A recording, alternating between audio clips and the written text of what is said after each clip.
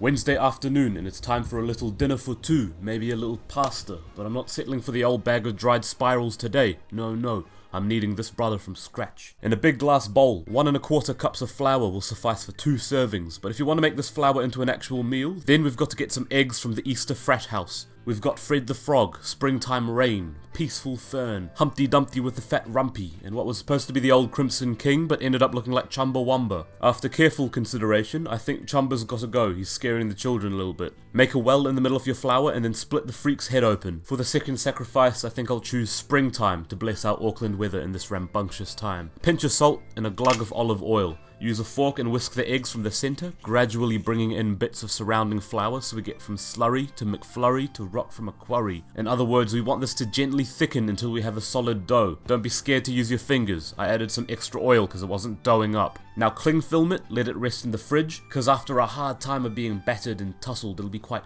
angry and tense. So give it at least half an hour to relax and cool off a little bit. Mortar and pestle. You can use a blender, but the truth is the rougher grind of this caveman stone will imbue some magic from your human soul into this dish. In other words, this will be better. So grind up a garlic clove with a pinch of salt and try not to wake up the dog downstairs. It's interactive, get everyone involved. A bunch of basil, grind until it looks like what Willy Wonka was tasting in Oompa Loompa Land, which, I don't know, always kind of looked good to me, to be honest. Maybe Billy just had a cooked palate. Now time to turn some pine nuts into grind nuts, make them real fine nuts. Olive oil and then some Parmesan cheese. Do not even bother hesitating to taste this. Taste it real good. Get familiar with it. Let it dance on the palate. Move aside.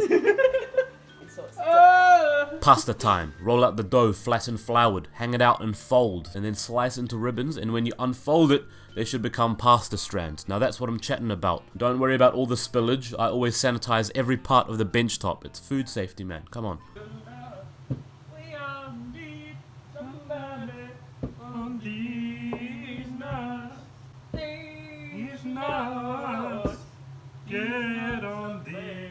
Next part is self-explanatory. Boil salted water, gently lower in the noodles. They won't take but a few minutes to cook. Get the pesto in the pan, fry it off a little bit, and then add in the noodles, but don't stress about draining them because the allegations are true that starchy pasta water is the secret weapon. Grate in some parmesan, swirl it around, adding splashes of pasta water if you need it creamier, and then you should get something that makes you want to exclaim, "Oh my days!"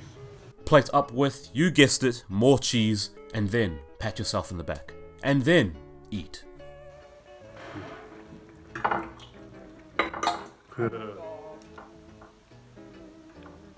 so good. Pasta. That is so good, Ricky. What the frickle? Presto, it's pesto.